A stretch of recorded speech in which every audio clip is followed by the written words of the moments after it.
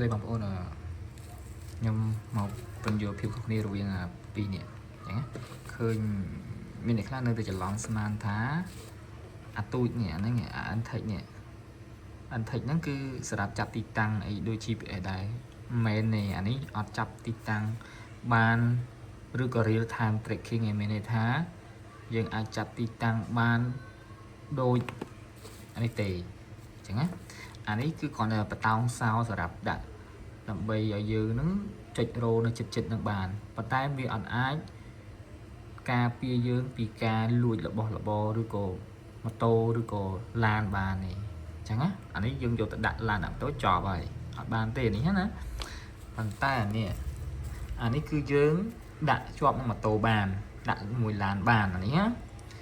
ព្រោះនៅក្នុងហ្នឹងវាមាន SIM នេះគេដាក់ SIM នៅក្នុងនេះយើងបើកវាមកឃើញក្នុងហ្នឹងវាមាន slot សម្រាប់ដាក់ SIM ណានេះអញ្ចឹងអានេះ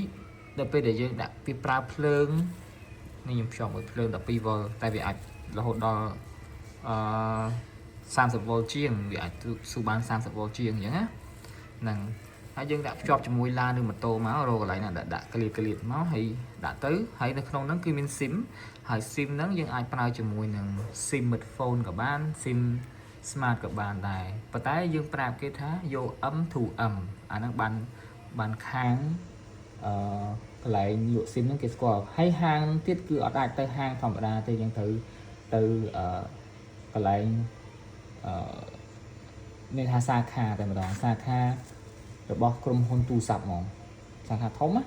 ហ្នឹងកុំទៅហាងលក់ទូរស័ព្ទក៏អត់មានទេក៏អត់ដឹងទេអាហ្នឹងនឹងអីគេទេអា M to M ហ្នឹងអញ្ចឹងណាអញ្ចឹងបើចង់ភ្ជាប់អីទៅហាងទៅសាខាធំហាងទូរស័ព្ទគេដែលគេមាន SIM M to M ហ្នឹងអញ្ចឹងហ្នឹងហើយប៉ុណ្ណឹងគ្រាន់តែកុំឲ្យមានការយកច្រឡំឃើញមានម្នាក់នោះគាត់ទិញអានេះយកទៅគាត់ស្មានថាហ្នឹងដូច GPS ដែរតែក៏ពិតវាមិន GPS ទេវាគ្រាន់តែស្រាប់បតោងសោដាក់រោរបស់តូចអីវិញអញ្ចឹងណាហ្នឹងហើយអូខេអរគុណច្រើនបាយបាយ